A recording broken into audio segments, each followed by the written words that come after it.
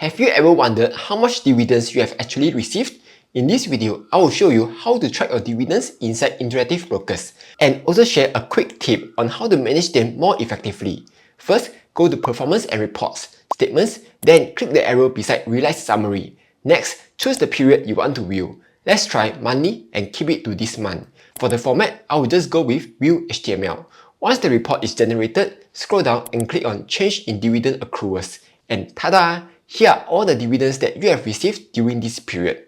Let's quickly break down what you are seeing. The date refers to the date of the change in dividend accrual. He's speaking the language of the gods. Okay, basically, this is the date IBKR last updated your dividend entry. That's because sometimes dividend amounts get adjusted. For example, if the company changes the payout, or if IBKR recalculates the withholding tax, or if there's an FX adjustment. That's why the date reflects the last updated date. Next, the X date is the cutoff date, where you need to own a stock by these dates to be eligible for dividends. Then the pay date is just when the company paid this dividend to you.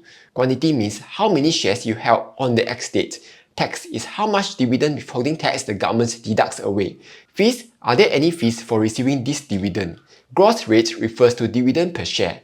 Gross amount is the total dividends that you receive before tax and fees. Net amount is the final amount that you received after deducting away all the tax and fees. And lastly, the code. PO is short for posting. This is for when a new dividend is added to your account. RE is short for reversal. This is for when a dividend gets reversed due to a correction or cancellation. So you can just ignore all the RE rows and focus only on the PO rows. By the way, IBKR will also send you an email whenever you are about to receive a dividend. So it says you'll be receiving a cash dividend from this company. Here are the dates and here's how much dividend per unit that you will receive. Lastly, here's a tip. If you want to put your dividends back to work, you can enable IBKR's Dividend Reinvestment program.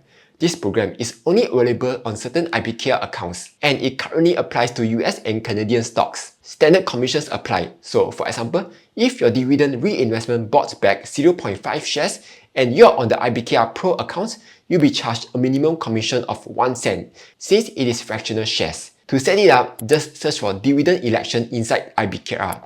From there, you can choose whether you want to reinvest the dividends or keep them as cash. And the best part, you can even customize this setting for each stock that you own. So that's nice. Anyway, that's all for this video. Hope you found it useful. Like, share and subscribe as I'll be posting new videos every week.